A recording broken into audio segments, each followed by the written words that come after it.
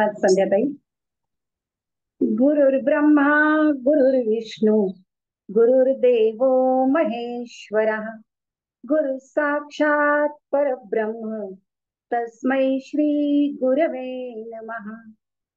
वक्रतुंड महाकाय सूर्यकोटी समप्रभ निर्विघ्नं कुरु मे देव सर्व कार्येषु सर्वदा. नमस्ते शारदे देवी सरस्वती मतिप्रदे वसत्वं मम जिह्वाग्रे सर्व विद्या प्रदा भव.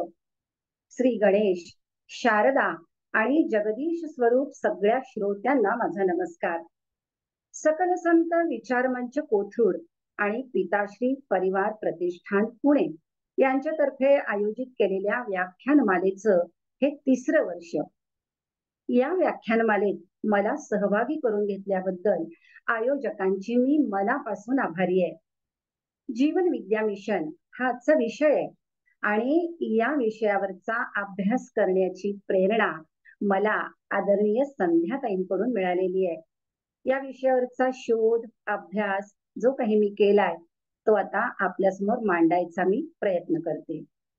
सकल संत विचारमंच या ग्रुपवर ज्येष्ठ श्रेष्ठ ज्ञानी व्यासंगी असे अनेक श्रोते आणि वक्ते आहेत याची मला जाणीव आहे आणि मी एक अभ्यासार्थी आहे आणि म्हणूनच न्यूनते पुरते अधिकची सरते असं करून घ्यावं. श्रोत्यांनी वक्त्यांनी तर मला सांभाळून घ्यावं अशी माझी त्यांना विनंती आहे. आणि यानंतर माझं जे काही मला मांडायचंय त्याच्याकडे मी वळते. आजच्या या तयारीसाठी जीवनविद्या मिशनचे शिल्पकार असलेले श्री वामनराव पै यांच्या काही पुस्तकांपैकी तूच आहेस तुझ्या जीवनाचा शिल्पकार, माणसाचा जन्म कशासाठी, उत्तरे तुमच्या अनुत्तरित प्रश्नांची आणि ज्ञानेशांचा संदेश या पुस्तकांचा मी आधार घेतलेला आहे. त्याचप्रमाणे गुरुदेव शंकर अभ्यंकर यांच्या भक्तिकोश भारतीय संप्रदाय याचाही संदर्भ घेतलाय आणि गरजेनुसार गुगल गुरूंचं मार्गदर्शन घेतलंय. तर जीवन विद्या मिशन, सद्गुरू वामनराव पै हे जीवन विद्या मिशनचे शिल्पकार. जीवन विद्या म्हणजे काय याबद्दल सांगताना ते म्हणतात, जीवन विद्या हे जीवनाचं विज्ञान आणि यशस्वी सुसंवादी जीवन जगण्याची ही कला आहे. जीवन विद्या ही मनाचं व्यवस्थापन करणारी आणि जीवन सामंजस्याने हाताळण्याचं कौशल्य देणारी कला आहे. आणि मग मिशन म्हणजे काय, तर संदेश वहन म्हणता येईल असं कार्य. वहन, संदेशाचं वहन, एक संदेश पुढे पुढे पाठवत जाणं, पाठवणं आणि पाठवणे या अर्थाच्याच मूळ लॅटिन धातूपासून बनलेला आणि मराठीमध्ये आता रूढ झालेला हा शब्द आहे मिशन. मंडळाची जागा, कार्यालय किंवा कार्यक्षेत्र, जीवनाचं ध्येय, त्या कार्याचा संघ, संघटना, संस्था किंवा मंडळ म्हणजे मिशन. खर तर मिशनचे अनेक अर्थ मिळाले, पण आपल्या आजच्या विषयाशी सुसंगत असा हा अर्थ मला या ठिकाणी मिळालाय. एका विशिष्ट ध्येयाने प्रेरित होऊन कार्य करणारी ही मंडळं असतात, ही अशी मिशन असतात. ही मंडळं आणि मिशन आपण पाहतो. चिन्मय मिशन, रामकृष्ण मिशन, राष्ट्रीय सेवा संघ अशा अनेक संस्थांची कार्य आपण पाहतो. तसंच हे जीवन विद्या मिशन, जीवन विद्या मिशन हे गरिबांना वरदान आहे, श्रीमंतांना आधार आहे, विश्वाला ते उपयुक्त आहे आणि ते धर्मातीत, वैश्विक आणि शाश्वत आहे असं जीवन विद्या सांगते. अशा या जीवन विद्येचा श्री गणेशा करणारे श्रीयुत वामनराव पै त्यांच्याबद्दल, जीवन विद्या मिशनचं स्वरूप, त्यांचं तत्वज्ञान, त्यांचे उपक्रम, त्यांचे एकूणच कार्य इत्यादी बद्दल वेळेच्या मर्यादेमध्ये जितकं जमेल तसं आपण जाणून घेण्याचा प्रयत्न करू. तर आधी वामनराव पै यांच्याविषयी थोडक्यात बघू. वामनराव पै हे स्वतः एक महान समाज सुधारक, प्रसिद्ध तत्वज्ञ आणि आध्यात्मिक नेता. शिवाय नाविन्यपूर्ण अशा अध्यात्म विद्या जी आहे, जीवन विद्या, या जीवन विद्या तत्वज्ञानाचे ते प्रवर्तक असं त्यांना म्हणता येतं. त्यांचा जन्म 21 ऑक्टोबर 1922 रोजी मुंबईमध्ये झाला. काही कारणास्तव त्यांची अधिकृत जन्मतारीख ही 21 ऑक्टोबर 1923 अशी नोंदवली जाते. मध्यमवर्गीय कुटुंबात झाला त्यांचा जन्म. त्यांच्या आई राधाबाई आणि त्यांच्या वडिलांचं नाव गजाननराव. खरं तर त्यांचं नाव म्हणजे वामनराव पै यांचं खरं नाव मोरेश्वर. म्हणजे खरं नाव त्यांचं मोरेश्वर, पण वामन या नावाने ते प्रसिद्ध होते. आणि त्याचंही असं झालं होतं, त्यांनी आपल्या मुलाखतीमध्ये हे म्हटलंय की त्यांचा जन्म हा बलिप्रतिपदेच्या दिवशी झाला, बलिपाडवा. आणि म्हणून त्यांच्या आजीने त्यांचं नाव वामन ठेवलं आणि त्यांची आई ही गणपतीची भक्त, म्हणून त्यांनी त्यांचं नाव मोरेश्वर ठेवलं. गिरगावातल्या युनियन स्कूलमध्ये त्यांचं शिक्षण झालं. क्रिकेट खेळण्याची त्यांना लहानपणापासून आवड होती. पोहायला जायचे, पतंग उडवायचे आणि बुद्धिबळ खेळण्यामध्ये तर ते निपुण होते. तर्कशास्त्र, अर्थशास्त्र आणि आधुनिक इतिहास हे त्यांच्या आवडीचे विषय होते. कॉलेजमध्ये त्यांना अतिशय चांगला प्राध्यापक वर्ग मिळाला होता असं ते नमूद करतात. मला त्यांच्या एका प्राध्यापकाविषयी मुद्दाम इथे उल्लेख करावासा वाटतो. खरं तर नर पाठ आणि इतरही त्यांनी सांगितलेत, पण आपण ज्यांनी संपादित केलेली ज्ञानेश्वरी वाचतो, ज्यांना आपण वाचतो ऐकतो, असे सोनोपंत दांडेकर हे वामनराव पै यांना शिकवायला होते. 1944 मध्ये अर्थशास्त्र या विषयात त्यांनी पदवी प्राप्त केली आणि मग मंत्रालयामध्ये फायनान्स डिपार्टमेंट डेप्युटी सेक्रेटरी म्हणून त्यांनी आपला कार्यभार सांभाळला. आणि 1981 मध्ये महाराष्ट्र सरकारच्या वित्त विभागाचे उपसचिव म्हणून ते सेवानिवृत्त झाले. 64 वर्षांपेक्षाही अधिक काळ त्यांनी गृहस्थाश्रम केला. 1946 मध्ये त्यांच्या वाचनात काही पुस्तकं आली होती. त्यामधली महत्वाची पुस्तकं म्हणजे नामजपाचे महत्व आणि नामचिंतामणी. रामकृष्ण कामत यांची ही पुस्तकं होती. ही पुस्तकं कशी वाचनात आली याबद्दल सुद्धा वामनराव पैंनी सांगितलंय की ते रामकृष्ण मिशनच्या वाचनालयात जात असत आणि तिथल्या लायब्ररी मधली ती पुस्तकं वाचत असताना त्यांना ही पुस्तकं त्या ठिकाणी मिळाली. नामजपाचे महात्म्य हे पुस्तक त्यांनी जेव्हा वाचलं, नामजपाचे महत्व हे पुस्तक त्यांनी वाचलं, त्यांना ते अतिशय आवडलं आणि मग तेव्हापासूनच त्यांना नामाचा अखंड छंद लागला. आणि ते पुस्तक जेव्हा परत करायला ते लायब्ररीत गेले, त्यावेळेला त्या ठिकाणी एक प्रवचन चालू होतं. ते प्रवचन होतं दादासाहेब सबनीस यांचं आणि त्यांनी ते प्रवचन ऐकायचं असं ठरवून तेही ऐकायला बसले. आणि नेहमीच मग ती दादासाहेब सबनीसांची प्रवचनं त्या ठिकाणी ऐकायला लागले. म्हणजे एकीकडे नामस्मरण आणि दुसरीकडे ही प्रवचनाचं श्रवण असं त्यांचं जे सुरू झालं आणि तेव्हापासून नंतर त्यांना या अध्यात्मामध्येच ते या नामस्मरणामध्येच त्यांना त्याचा छंद लागला, त्यांचा छंद जडला होता. वयाच्या 25व्या वर्षीच त्यांचे गुरु श्री नाना महाराज श्री गोंदेकर अहमदनगरचे यांच्याकडून त्यांना अध्यात्मवादाची दीक्षा मिळाली. आता ही गुरुभेट होण्यापूर्वी सुद्धा त्यांना काही संकेत झाले होते असं ते म्हणतात की स्वप्न पडली होती आणि जणू काही गुरुनी त्यांना बोलावून घेतलं होतं. अध्यात्म साधनेतल्या प्रगतीनंतर वामनराव पै यांनी मग प्रवचन घ्यायला सुरुवात केली आणि सुरुवातीला ही प्रवचन दादर विभागामध्ये आणि तिथल्याच मध्यमवर्गीय विभागामध्ये ही प्रवचन ते घेत असत. पण त्यानंतर काही काळाने त्यांना असं वाटायला लागलं की कामगार विभागामध्ये कार्य करावं, कामगार विभागामध्ये कार्य करावं असं वाटायला लागलं. आणि त्यावेळी मग कामगार विभागातले सामाजिक कार्यकर्ते श्री सहदेवराव कदम यांनी त्यांची प्रवचनं आयोजित करण्यासाठी पुढाकार घेतला.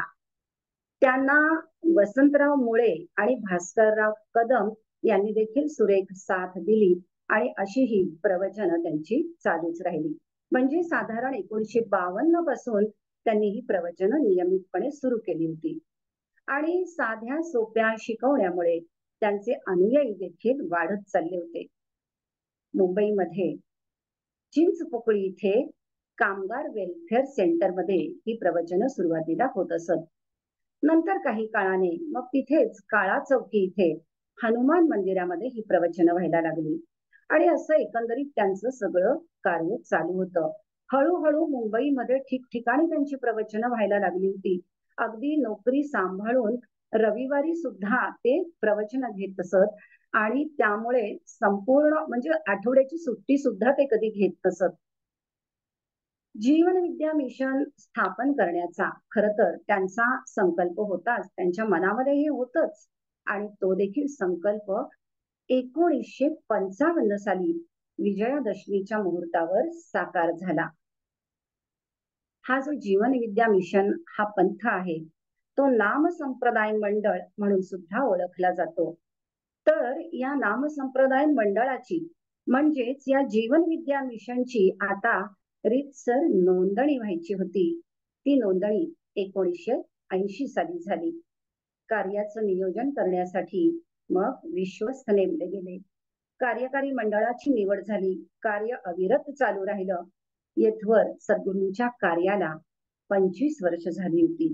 आणि म्हणून मग तो रौप्य महोत्सवी सोहळा म्हणजे मोठा समाज प्रबोधन सोहळा सुद्धा आयोजित केला होता. आणि अशा प्रकारे हे मिशनचं कार्य चालू राहिलं. 2006 मध्ये जीवन विद्या मिशनचा भव्य दिव्य असा रौप्य महोत्सवी सोहळा सुद्धा मुंबईमध्ये साजरा करण्यात आला. हा बांद्रा कुर्ला कॉम्प्लेक्स मध्ये हा रौप्य महोत्सवी सोहळा साजरा केला. श्री वामनराव पै यांनी जे त्यांचं अध्यात्माचं ध्येय गाठलं किंवा त्यांच्या ठायी जे काही त्यांनी हे मिळवलं, आत्मसाक्षात्कार झाला, हे सगळं त्यांच्या ठायी असलेल्या समर्पित भावामुळेच. आपल्या अथक प्रयत्नांनी त्यांनी हे ध्येय गाठलं आणि त्यांना आत्मसाक्षात्कार झाला. त्यांना स्वतःला या गोष्टीचा एक वेगळाच आनंद अनुभवता आला. आणि त्यांनी हा जो आत्मिक आनंद अनुभवला तोच आनंद त्यांना इतर लोकांपर्यंत पोहोचवायचा होता. आणि तो पोहोचवण्यासाठीच ते अखंड कार्यरत राहिले. या जीवन विद्येचा अभ्यास करून लोकांना खूप फायदा व्हायला लागला. आणि मग लोकांच्या मागणीनुसार वामनराव पै यांनी पुस्तकं सुद्धा लिहायला सुरुवात केली. आपल्या पुस्तकांमधून, आपल्या प्रवचनांमधून, प्रश्नोत्तर चर्चांमधून सातत्याने ते जनमानसाच्या संपर्कामध्ये राहिले. विविध व्यवसायांमधल्या, विविध क्षेत्रांमधल्या, कॉलेजमधल्या, शाळेमधल्या अशा सगळ्या घटकांशी त्यांचा सतत संवाद, मार्गदर्शनपर संवाद हा चालूच राहिला. या जीवन विद्येचा सिद्धांत, जीवन विद्येची शिकवण आणि जीवन विद्येचा संकल्प काय आहे, तर त्यांनी असं म्हटलंय, जीवन विद्या मिशनने असं म्हटलंय की मानवी जीवन हे स्वरबद्ध आहे. म्हणजे 7 सुरांमध्ये ते गुंफलेलं आहे. मग हे 7 सूर कोणते, तर जग, कुटुंब, देह, इंद्रिय, बहिर्मन, अंतर्मन आणि परमात्मा या सप्तसुरांमध्ये हे मानवी जीवन गुंफलेलं आहे. आणि हे सगळे स्वर जर जीवन विद्येच्या शुद्ध ज्ञानाने उद्भासित झाले तर काय होतं, तर आपलं जीवनच लयबद्ध होतं. जीवनाला एक प्रकारची लय मिळते आणि जीवन सुरेल होऊन सुख, शांती आणि आनंद प्राप्त होतो. हा जीवन विद्येचा सिद्धांत आहे. पुढे ते असं म्हणतात की या जगामध्ये शहाणपण हे खरं अमृत आहे.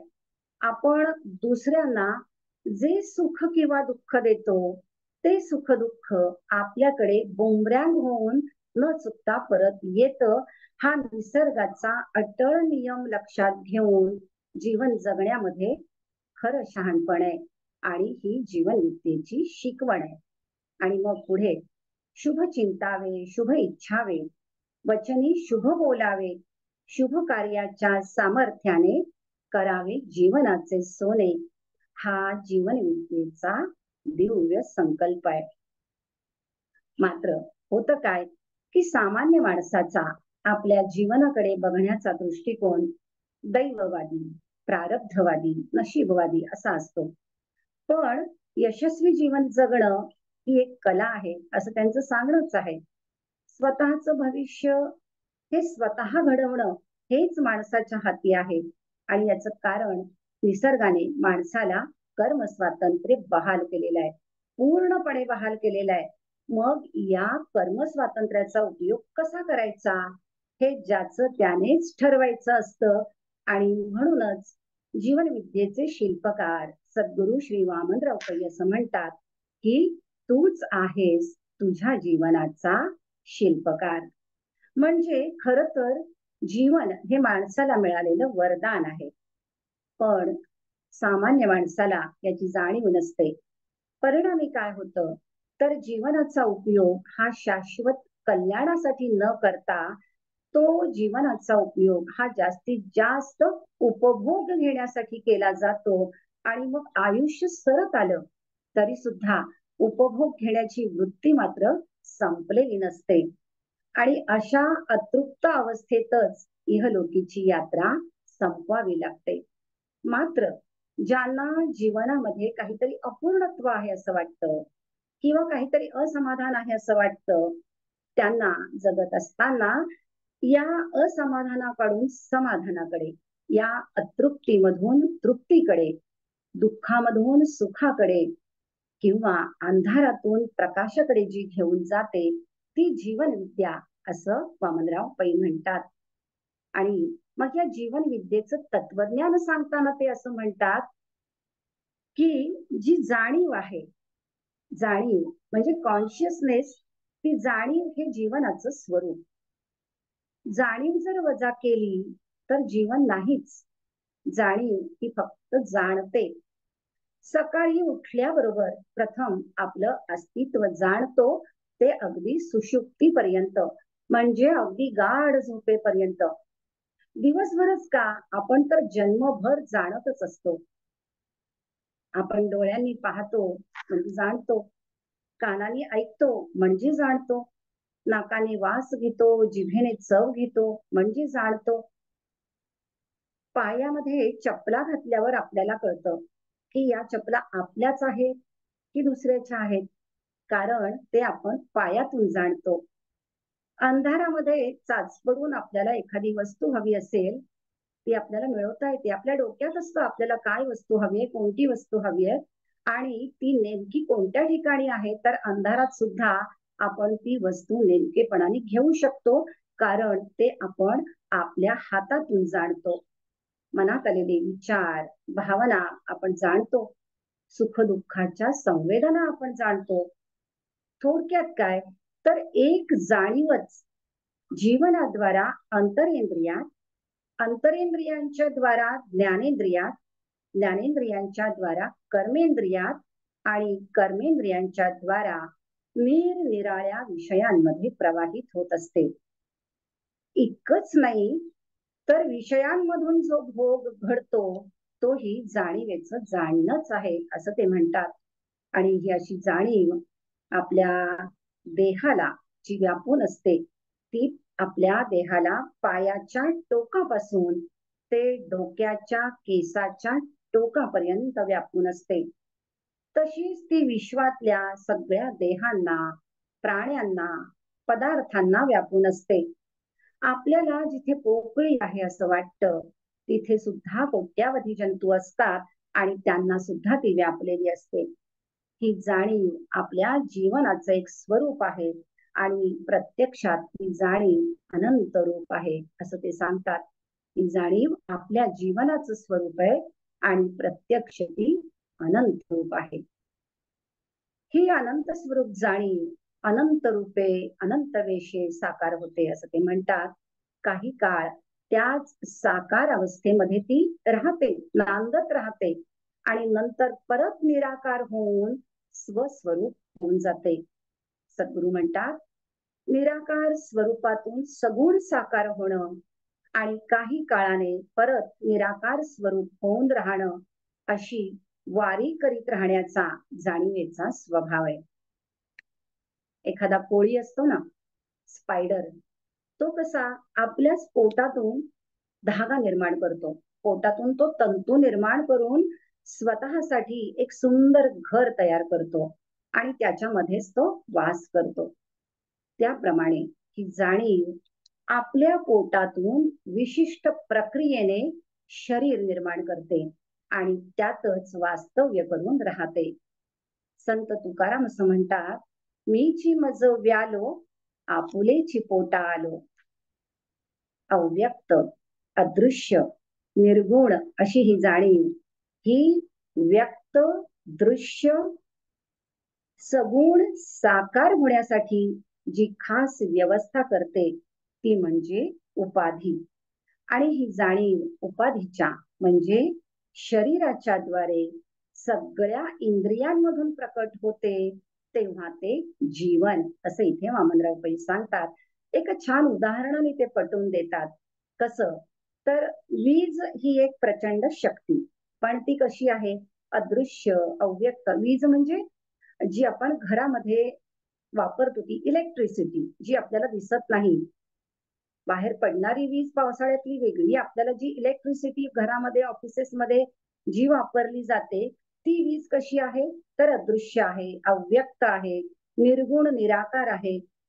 आणि तिला जर व्यक्त व्हायचं असेल, दृश्य प्रकट व्हायचं असेल, तर तिला सुद्धा स्थूल उपाधींचा आश्रय घ्यावा लागतो.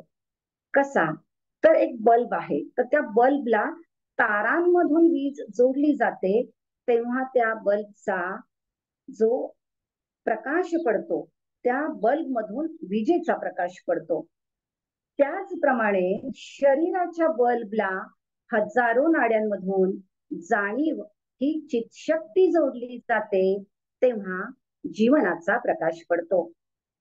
तर शरीर आणि जाणीव या दोघांची गाठ पडली की त्यांच्या या गाठीला, किंवा त्यांनी असं म्हटलं की त्यांच्या या भेटीला, एकत्र येणं ही गाठ भेट, अशी त्यांच्या या गाठीला वामनराव पै यांनी चित्त जड ग्रंथी असं म्हटलेलं आहे.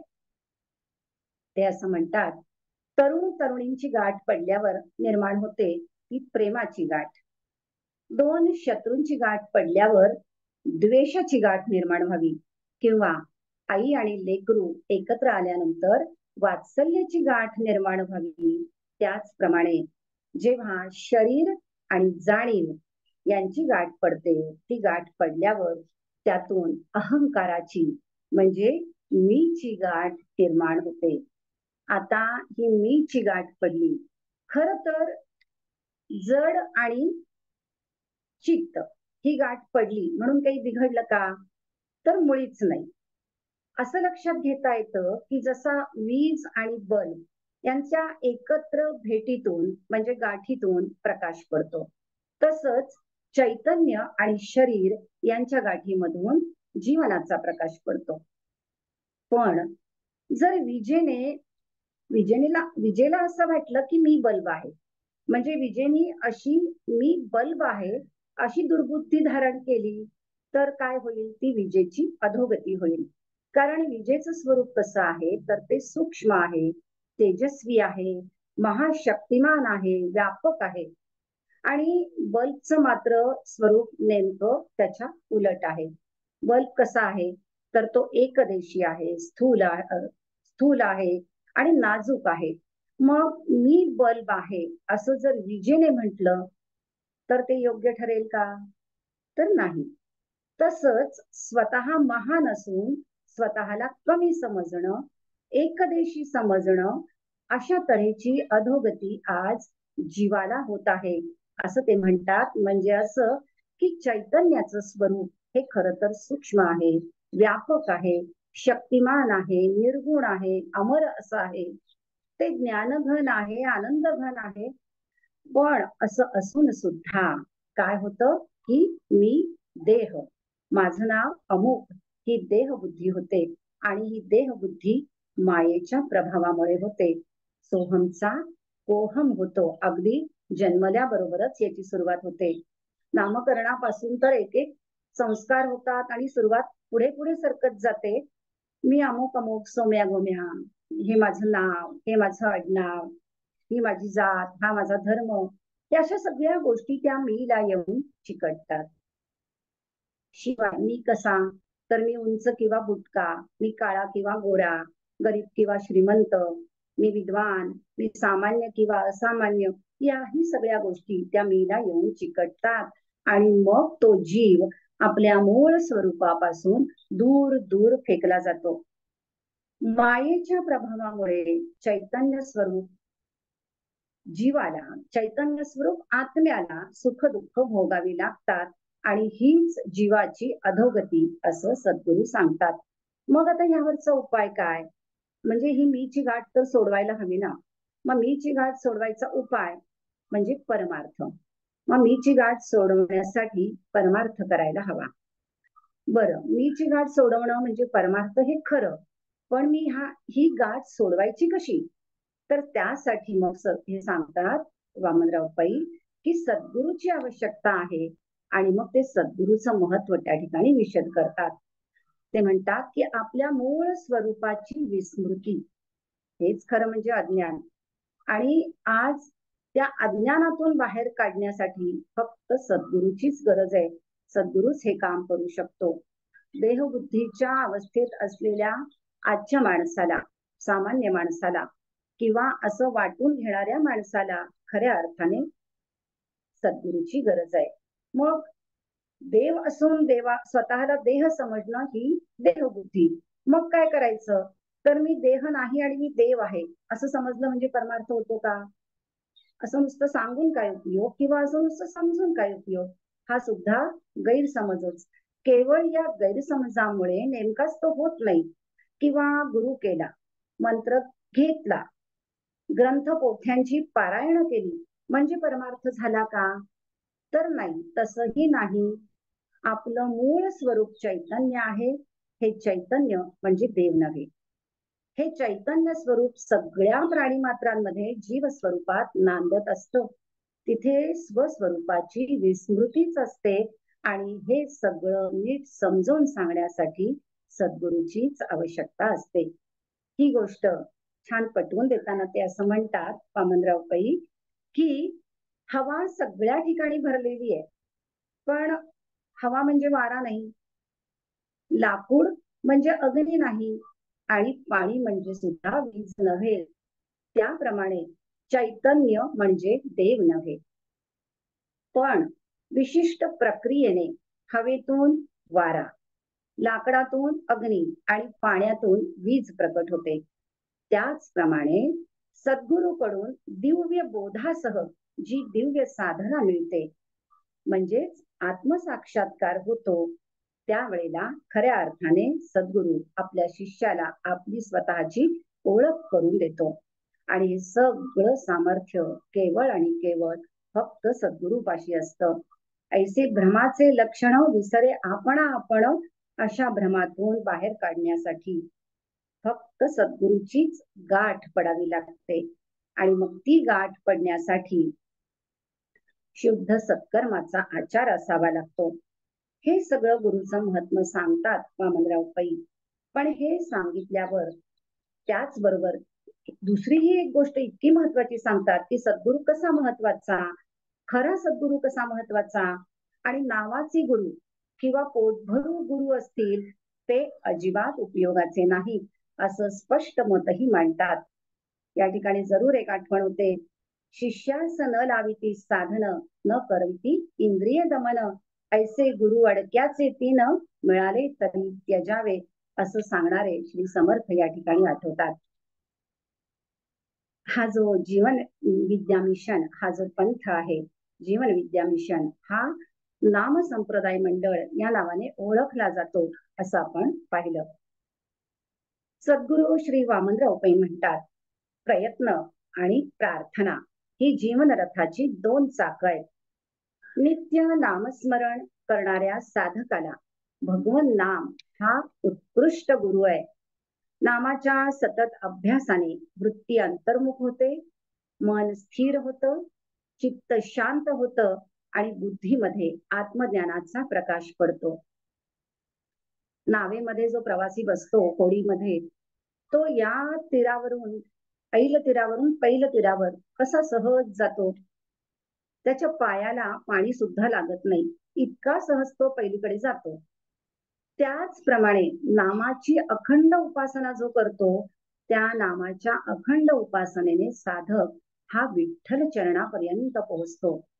आणि भगवंताच्या नामात रंगलेली जी जिव्हा आहे, ती तर साधकाच्या मनामध्ये, साधकाच्या जीवनामध्ये क्रांतीच घडवून आणते. परमार्थामध्ये एकाग्रता हवी असते आणि या दृष्टीने नामस्मरणाचा अभ्यास हा साधकाला अतिशय अनुकूल आहे. नामस्मरण आणि प्रार्थना यावर वामनराव पै यांचा भर आहे.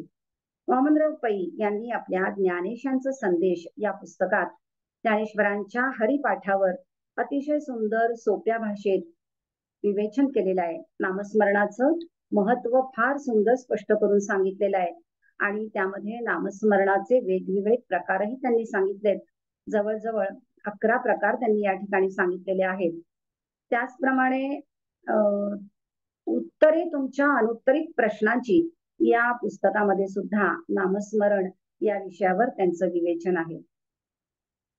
मानवी शरीराचं अमूल्य भांडवल ज्या ईश्वराने आपल्याला दिलंय, त्या ईश्वराचं स्मरण, त्याचं नामस्मरण, त्याचा कृतज्ञता भाव हा महत्वाचाच आहे. हे सांगताना एका कवीचं एक सुंदर उदाहरण इथे आपल्याला ऐकायला वाचायला मिळतं. सद्गुरू आपल्याला सांगतायत, ते काय म्हटलंय त्यांनी. डोळ्यांनी बघतो ध्वनी परिसतो, कानी पदी चालतो, जिव्हेने रस चाखितो, मधुरही वाचे आम्ही बोलतो, हातांनी बहुसाळ काम करीतो, विश्रांतीही घ्यावया घेतो झोप सुखे, फिरून उठतो ही ईश्वराची दया. असा हा दयाळू कृपाळू ईश्वर आहे. त्याच्या नामस्मरणाचं महत्व तितकंच लक्षात घेणं आवश्यक आहे, असे इथे सद्गुरू सांगतात. जीवन विद्येने कर्म आणि कर्मफल याबद्दल आपल्या तत्वज्ञानामध्ये म्हटलंय की पुण्याचं फळ सुख आणि पापाचं फळ दुःख, हा निसर्गाचा त्रिकालाबाधित सिद्धांत आहे. एखादा बोका डोळे मिटून दूध पिऊ लागतो तेव्हा त्याच्या पाठीवर तडाखा बसायचा तो बसतोच. मनात वाचिरे पूर्वसंचित केले, तयासारखे भोगणे प्राप्त झाले. आपण जे कर्म करतो त्याचं फळ हे ठरलेलं आहेच. पेरावं तसं उगवतं. आपल्या हातून जे चांगलं वाईट जे काही कर्म घडेल त्याचं फळ देण्याचं सामर्थ्य हे प्रत्यक्ष त्या कर्मातच आहे. आपल्या कर्माला म्हणजे ऍक्शनला जी रिॲक्शन म्हणजे जे फळ येतं तेच दैव, तेच नशीब आणि तेच प्रारब्ध. आपण जे कर्म करतो ते त्रिमुखी आहे असं सद्गुरू सांगतात. संचित, प्रारब्ध आणि क्रियमाण. अर्थात आपल्या कर्मफळांना आपणच जबाबदार असतो.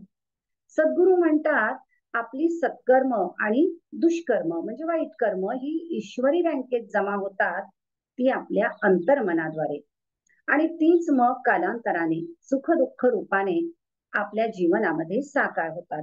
आणि मग वेळ आली की ती आपल्याला सगळी क्रियमाण कर्म ही भोगावी लागतात. क्रियमाण कर्म ही संचित म्हणून जमा होतात आणि कालांतराने सुख किंवा दुःख या रूपाने समोर ठाकतात आणि भोगणं भाग येतं. कसं बीज पेरलंय त्यानुसार त्याला लागणारा ते फळ मिळण्यासाठी लागणारा कालावधी ठरतो. जसं बाजरी पेरली की पीक यायला 3 महिने लागतात, गव्हाला 4 महिने लागतात, आंब्याला तर 4 वर्ष लागतात. हा कालावधी आपल्याला माहिती असतो. संचित कर्माचं फळ किती कालावधीनंतर मिळणार आहे हे सुद्धा ठरलेलं असतं, पण ते आपल्याला माहिती नसतं. आता या संचितामध्ये किती भर टाकायची हे माणसाच्याच हातात आहे. म्हणजे समजा 100 क्रियमाण कर्म केली, त्यातली 80 कर्म ही तात्काळ फळ देऊन शांत झाली. 20 उरली.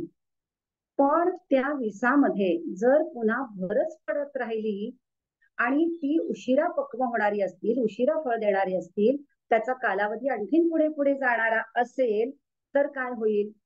तर ती जन्मोजन्मीची साठवण. पण हिशोब तर पुरा करावाच लागेल. आणि मग त्यासाठी काय होईल किंवा काय घडेल? तर पुनरपि जननम पुनरपि मरणम हे असं घडतच राहील. कारण त्या सगळ्या कर्माचं फळ किंवा ती कर्म भोगून संपवल्याशिवाय सुटकाच नाही. आपल्याला माहितीये की दशरथ राजाकडून श्रावण बाळाची हत्या झाली. त्याच्या अंध आणि वृद्ध माता पित्यांनी राजाला शाप दिला की पुत्रवियोगाने तुझा मृत्यू होईल. तेव्हा तर राजाला मुलगा नव्हताच. पण रामाच्या राज्याभिषेकाच्या वेळी दशरथ राजाचं क्रियमान कर्म पक्व होऊन फळ द्यायला सज्ज झालं. आणि मग राम वनवासात गेल्यानंतर त्याच्या वियोगाने दशरथ राजाचा मृत्यू झाला. असा हा कर्माचा ठोस कायदा आहे. या कर्माच्या कायद्यात कुठेही दया माया मध्यस्थी चालत नाही. आता हीच गोष्ट सद्गुरू सोपी करून कशी सांगतात, तर ते असं म्हणतात, कम्प्युटरला जर बरोबर मजकूर पुरवला तर अचूक उत्तर मिळतं, पण चुकीचा मजकूर जर पुरवला तर चुकीचं उत्तर मिळतं. आपलं अंतर्मन हा एक विलक्षण कम्प्युटर आहे. बहिर्मन काय करतं, तर पाप पुण्य चांगली वाईट कर्म या स्वरूपात अंतर्मनाच्या कम्प्युटरला मजकूर सादर करतं आणि मग सुखाच्या दुःखाच्या स्वरूपामध्ये आपल्याला अचूक उत्तर दिलं जातं. म्हणून कर्म करताना माणसाने अतिशय सावध असलं पाहिजे आणि वाईट कर्म आपल्या हातून घडणार नाही याची दक्षता घ्यायला हवी. आज आपण समाजामध्ये काय चित्र पाहतो? चोरी, दरोडेखोरी, खून, मारामाऱ्या, विनाकारण दुसऱ्याला त्रास, फसवाफसवी, भ्रष्टाचार अशा कितीतरी गोष्टी आपल्याला दिसतात. या सगळ्याच गोष्टींची करणाऱ्याची याची देही याची डोळा त्या करणाऱ्याला शिक्षाही भोगावीच लागते. किंवा कर्माचं फळ पक्व झाल्यावर वेळ असेल तर त्यावेळेला त्याला ती वेळ येईल तेव्हा शिक्षाही भोगावीच लागते. अर्थात मानवी कायद्याला जरी बगल दिली तरी निसर्गाच्या ईश्वराच्या कायद्याला तोंड द्यावंच लागतं. हे सगळं सांगितल्यानंतर चांगल्या क्रियामनाचं संचित हे सुद्धा चांगलंच असतं हेही सद्गुरू सांगतात. आणि मग ते चांगलं संचित सुद्धा योग्य वेळी चांगलं फळ देणार हेही निश्चित. कारण परमेश्वराच्या राज्यामध्ये अन्याय नाही आणि अंधार सुद्धा नाही. मला या ठिकाणी एक आठवण होते अशी की गुरुदेव शंकर अभ्यंकर यांच्या प्रत्यक्ष प्रवचनातून ऐकलेल्या एका सत्य घटनेची आठवण होते. खरं तर आपल्याला सगळ्यांनाच ती कथा माहितीये, पण या विषयाच्या अनुषंगाने मला ती सांगावीशी वाटते किंवा मला तुमच्या बरोबर ती शेअर करावीशी वाटते. अशी एक सत्य घटना आहे. एक अतिशय विद्वान असे सेशन जज होते. त्यांचा वेदांत कर्मसिद्धांत याचा जबरदस्त अभ्यास होता आणि त्याच्यावर त्यांचा विश्वास सुद्धा होता.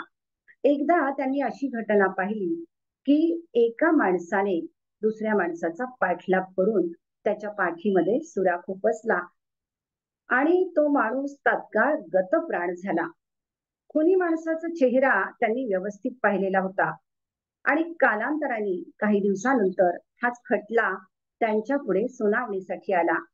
त्यांनी असं पाहिलं की आरोपीच्या पिंजऱ्यामध्ये जो उभा होता तो मात्र गुन्हेगार म्हणून जो उभा होता तो दुसराच माणूस होता. त्यांनी जो पाहिला होता तो माणूस तो नव्हताच. आणि त्याच्या विरुद्ध त्या आरोपी विरुद्ध सगळे ठोस आणि सबळ पुरावे दाखल केलेले होते.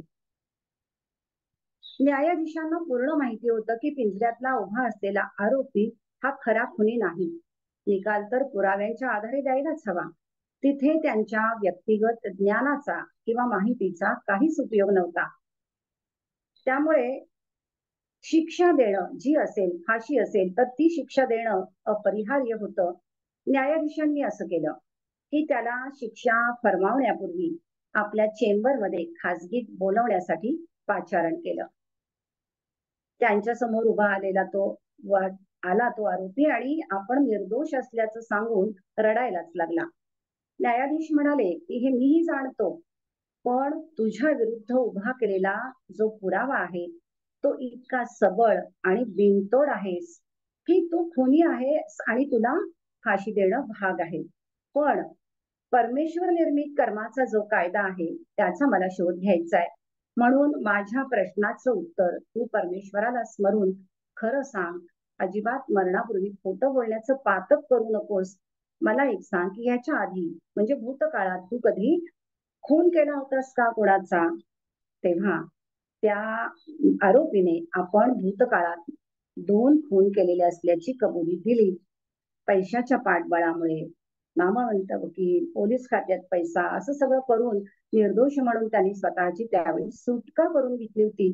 आणि आता मात्र सांपत्तिक स्थितीही खालावलेली आणि आताच्या केसमध्ये निर्दोष असून सुद्धा हा समोर स्वतःच्या समोर असा रिझल्ट आलेला की आता त्याला शिक्षा होणं भागच आहे. सेशन जज यांची खात्री झाली की परमेश्वराच्या कर्म सिद्धांत कायद्यात कुठेही त्रुटी नाही किंवा गफलत नाही. पूर्वीच्या खटल्याच्या वेळी त्या आरोपीची पुण्याई सबळ होती, म्हणून त्याच्या क्रियमाण कर्माला फळ द्यायला विलंब झाला आणि मग ते संचित कर्म म्हणून त्याच्या खात्यामध्ये जमा राहिलं. आता त्या पुण्याईला ओहोटी लागली आणि संचित कर्म प्रारब्ध म्हणून त्याच्या डोळ्यासमोर त्याच्या साक्षात समोर उभं राहिलं. कर्माच्या कायद्यात कोणाची मध्यस्थी वकिली याला वावच नाही, कुठेही पळवाट नाही. असा आहे हा कर्माचा कायदा. जीवन विद्येचं असं सांगणं आहे की पुढे काय घडणार आहे हे आधीच नियतीने लिहून ठेवलंय, ही समजूतच मुळात चुकीची आहे. तर आपल्या कपाळावर लिहिण्याचं कार्य आपणच आपल्याच कर्माने ते करत असतो. किमान 90% तरी ते काम आपण स्वतःच करत असतो. कर्माची गती जी आहे त्याबद्दल जीवनविद्या असं म्हणते की गहन कर्मगती ही, अर्थात कर्माची गती ही गहन आहे. कावळा बसायला आणि फांदी मोडायला एक गाठ, अशी मराठीत एक म्हण आहे. कावळा बसला म्हणून काही फांदी मोडली नाही, फांदी तर मोडायलाच आली होती. कावळा बसल्याचं फक्त निमित्त झालं एवढंच. म्हणजे कावळा बसला नसता तरी फांदी मोडलीच असती, कारण ती मोडायलाच आली होती. आज आपल्याला चुकीचं वर्तन करणारी, दुष्कर्म करणारी, पाप करणारी माणसं ऐश्वर्यात आणि मजेत जगताना दिसतात. भ्रष्टाचार, स्मगलिंग, चोरी, दरोडेखोरी, वाम मार्गाने पैसा कमावतात आणि ऐश्वर्यात राहतात. असं कसं घडतं? तर पूर्वकर्मामुळे. आज पैसा मिळतोय, पैसा मिळवण्याचे चुकीचे मार्ग हे केवळ निमित्त आहे. पापाचरण केलं नसतं तरी त्यांना ऐश्वर्य प्राप्ती झालीच असती आणि त्यासाठी एक चांगलं वेगळं निमित्त मिळालं असतं. पण वर्तमानात पापाचरण करून अशी माणसं त्यांच्या ईश्वरी बँकेच्या खात्यात असणारी पुण्य संपत्ती घटवतात, कमी करतात आणि पापाचा संचय वाढवतात. असं संचित ते जमा करून ठेवतात. परिणामी त्यांचे ऐश्वर्याचे दिवस हे पाहता पाहता संपून जातात आणि जीवनाला उतरती कळा लागते. शिवाय वरकरणी हे लोक ऐश्वर्यात आहेत असं जरी वाटत असलं तरी प्रत्यक्षात मात्र काळजी, चिंता, भय, मनस्ताप, निद्रानाश अशा अनेक गोष्टींनी ते घेरलेले असतात. याच्या उलट आज सत्कर्म करणारी सज्जन माणसं हालात दुःखात जरी दिवस काढत असतील तरी त्यांच्या ईश्वरी बँकेमध्ये पुण्याची संपत्ती जमा होत असते आणि पूर्व पापांचा जोर सुद्धा ओसरत असतो आणि पुढे त्यांना सुखाचे दिवस येत असतात. हीच गहन कर्मगती असं जीवनविद्या सांगते.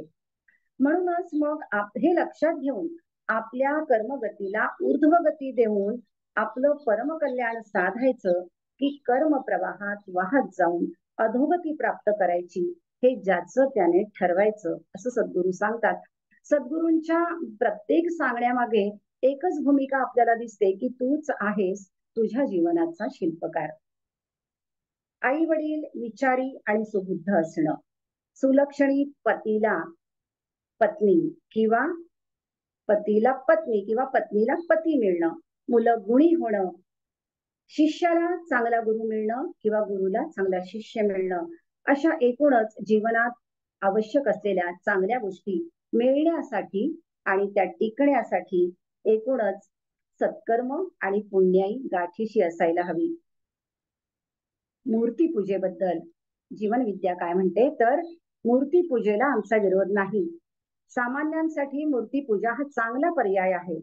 देवाचं निर्गुण स्वरूप ज्यांना आकळता येणं कठीण आहे, त्यांच्यासाठी देवाची मूर्ती किंवा प्रतिमा ही उपासना करण्यासाठी उपयुक्त ठरते. सगुणाकडून निर्गुणाकडे जाण्यासाठी मूर्तीपूजा उपकारकच आहे. इथे पुन्हा आपल्याला सगुणाचे आधारे निर्गुण पाविजे निर्धारे या समर्थोक्तीची आठवण होते.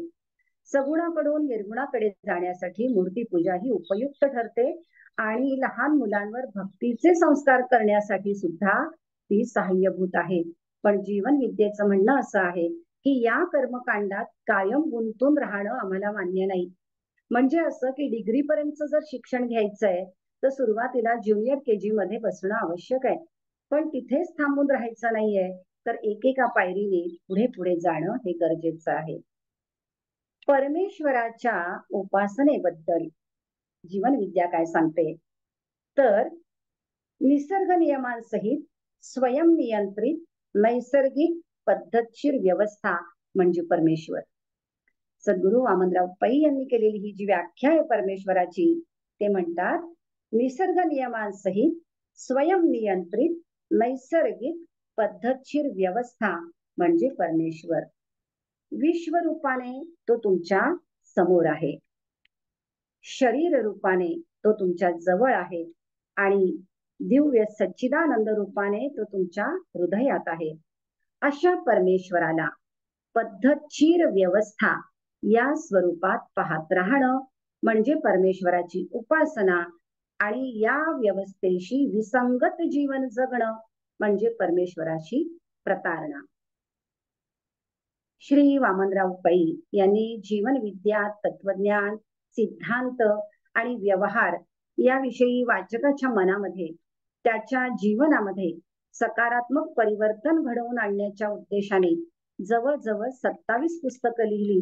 त्यातली काही पुस्तकं मी या ठिकाणी सांगते. त्याची नावं अशी आहेत: तूच आहेस तुझ्या जीवनाचा शिल्पकार, अमृत मंथन, अंधार अंधश्रद्धेचा, ज्ञानेशांचा संदेश, नामाचा नंदादीप, जीवन विद्या दर्शन, माणसाचा जन्म कशासाठी, तुमचे भाग्य तुमच्या विचारात, जीवन विद्येचा मंगल कलश, सुखाचा शोध आणि बोध, सुखी जीवनाचे पंचशील, अशी अनेक पुस्तकं आहेत.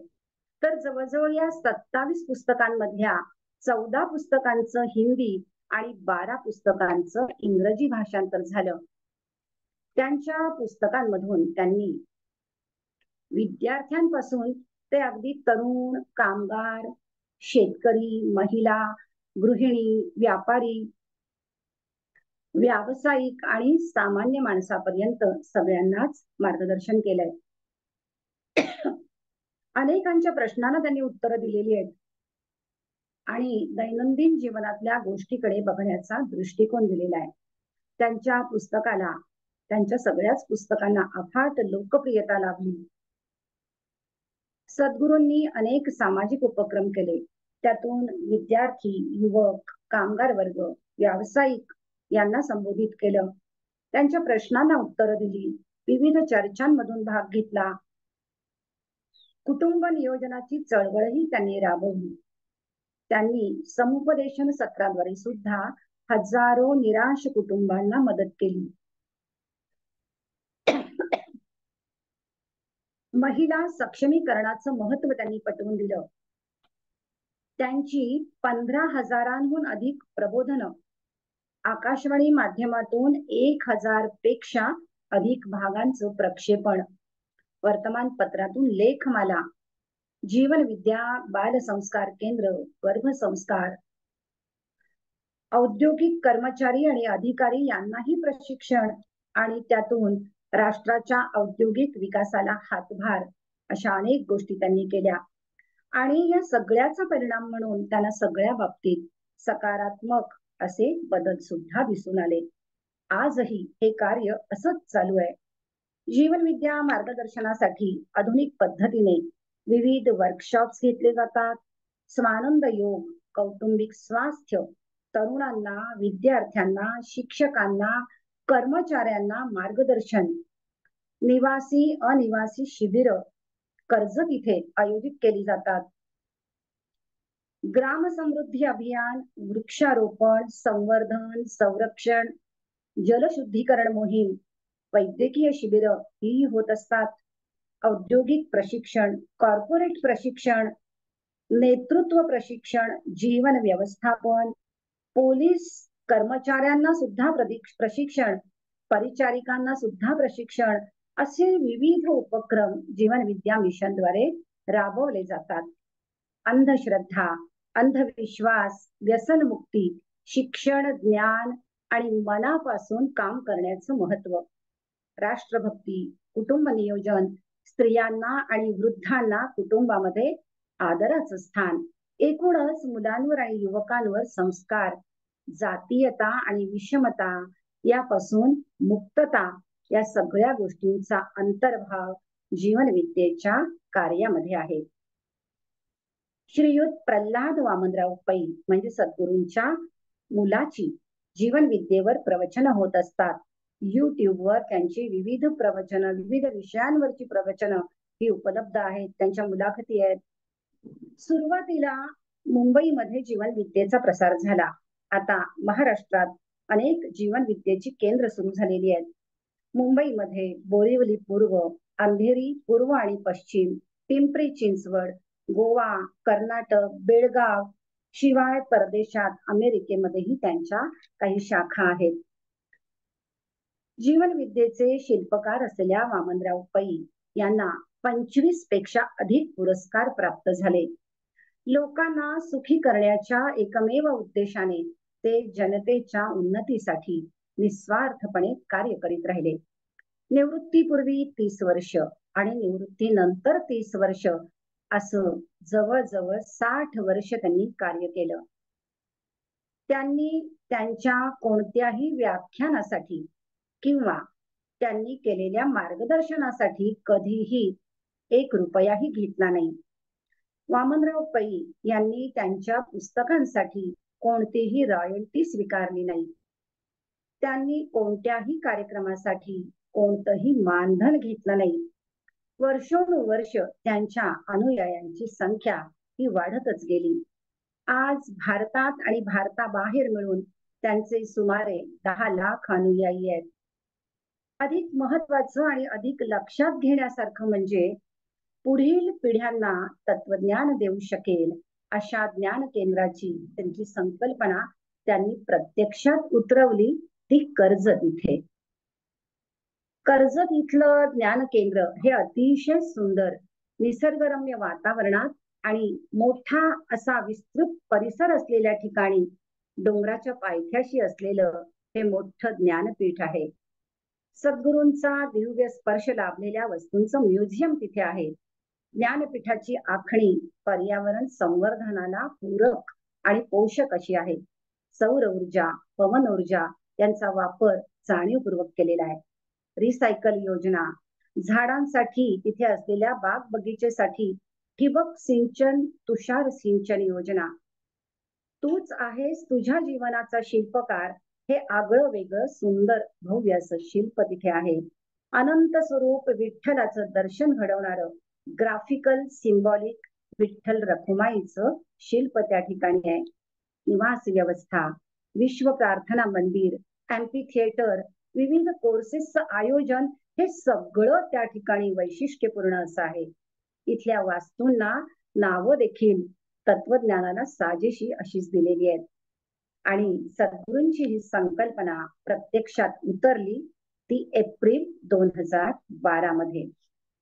एप्रिल 2012 मध्ये या कर्जतच्या पहिल्या जीव विद्या जागतिक केंद्राचं उद्घाटन झालं आणि त्यानंतरच्या पुढच्याच महिन्यात म्हणजे मे 2012, 29 मे 2012 मध्ये सद्गुरूंनी आपला देह ठेवला. मरावे परी कीर्ती रूपे उरावे ही उक्ती त्यांच्या बाबतीत तंतोतंत उतरली. पुढच्या अनेक पिढ्यांसाठी मोठी शिदोरी ठेवून ते गेले. वामनराव पै यांचं कार्य, त्यांचे अनेक उपक्रम, त्यांची पुस्तकं, त्यांचं तत्वज्ञान, त्यांचं स्वतःला स्वीकृत कार्यामध्ये झोकून देणं, 60 वर्षांचा हा अखंड कर्मयोग, कार्य खूपच मोठं आहे. 60 मिनिटांमध्ये जेवढं शक्य झालं तेवढंच जीवन विद्या मिशनचं स्वरूप उलगडण्याचा केवळ प्रयत्न केलेला आहे. खर तर मला या निमित्ताने त्यांच्याविषयी सविस्तर अभ्यास करता आला आणि ही अभ्यासाची संधी आदरणीय संध्याताई कोल्हटकर आणि आदरणीय दातार सर यांच्यामुळे मला प्राप्त झाली. मी त्या दोघांबद्दलचा कृतज्ञता भाव व्यक्त करते. सकल संत विचार मंचमुळे जसं श्रोत्यांना विविध विषयावर विषय तज्ञांकडून ऐकायला मिळतं, तसंच माझ्यासारख्या अभ्यासार्थीला अभ्यासासाठी आणि या ठिकाणी व्यक्त होण्यासाठी उद्युक्त केलं जातं. ही महत्वाची गोष्ट मला या ठिकाणी सांगावीशी वाटते. त्या दृष्टीने हे खूप सुंदर व्यासपीठ आहे आणि अर्थातच मी या व्यासपीठाची खूप आभारी आहे. डॉक्टर मोहन मोने करीत असलेलं रेकॉर्डिंग आणि युट्यूबवर येणारं व्याख्यान याबद्दल मोने सरांना सुद्धा मी धन्यवाद देते. इथे सादर होणाऱ्या व्याख्यानांची PDF आपल्याला वाचायला मिळत असते. संध्याताई आपल्या ग्रुपवरती टाकत असतात. तर ही लेखांची प्रिंटिंगसाठी योग्य अशी PDF करून देणाऱ्या श्रीयुत सुहास अंजनकर यांनाही मी धन्यवाद देते. सगळ्या श्रोत्यांना मला असं सांगावंसं वाटतं की सारांश लेखनाच्या निमित्ताने आपला परिचय झालेला आहेच, पण आज मला आपल्याशी थेट संवाद साधायला मिळाला याचा मला आनंद आहे. माऊलींनी श्रोत्यांना महेशाची या मूर्ती म्हटलंय. श्री समर्थ श्रोत्यांना जगदीश स्वरूप म्हणतात, असे श्रोते मला लाभलेत. खरंच मी आपली सर्वांची खूप आभारी आहे.